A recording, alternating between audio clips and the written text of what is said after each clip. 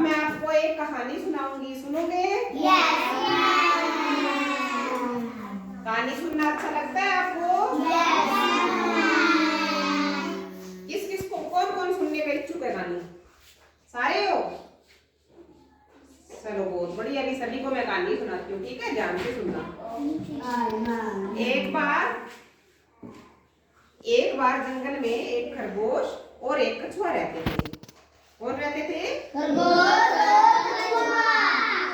और कछुआ रहते थे। दोनों में पक्की दोस्ती थी, ठीक है? तो दोनों बहुत प्रेम से साथ साथ रहते थे, दोनों की पक्की दोस्ती थी। तो एक दिन खरगोश और कछुआ आपस में बातें कर रहे थे। तो बातों में खरगोश ने कछुए से कहा कि दोस्त, आज अपने दोनों एक दौड़ लगाते हैं और देखते हैं कि कौन जीतता है। तो खरगोश ने बोला तो कछुए ने सोचा कि खरगोश तो तेज दौड़ता है और वह तो जल्दी पहुंच जाएगा और मैं तो धीरे धीरे चलता हूँ, इसलिए मैं पीछे रह जाऊंगा। कछुआ धीरे चलता है ना? यस। आराम से धीरे धीरे चलता है। तो दोनों ने कहा कि चलो ठीक है, हम दोनों दौड़ लगाते हैं। तो दोनों ने दौड़ लगानी शुरू की कि हमें नदी के किनारे तक पहुंचना है दौड़ लगाकर। तो खरगोश तो आपको पता है, अरे ध्यान से सुनो, खरगोश तो आपको पता है ना तेज दौड़ता है। Yes ma'am. तो खरगोश तो अपनी तेज गति से दौड़ा और वो दौड़ता दौड़ता बहुत दूर चला गया और कछुआ धीरे धीरे से चल रहा था तो वो पीछे रह गया।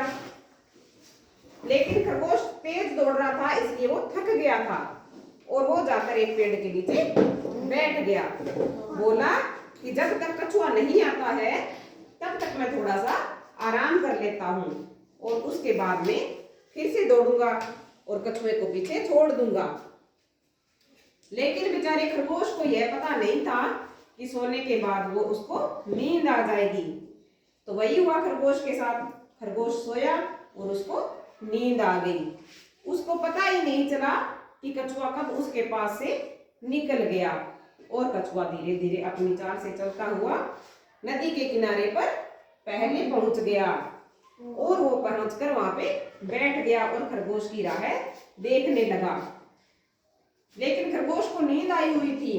जैसे ही खरगोश को जाग आई तो वह उठकर जल्दी से दौड़ा कि कछुआ तो शायद पीछे ही होगा और मैं जल्दी से पहुंच जाऊंगा।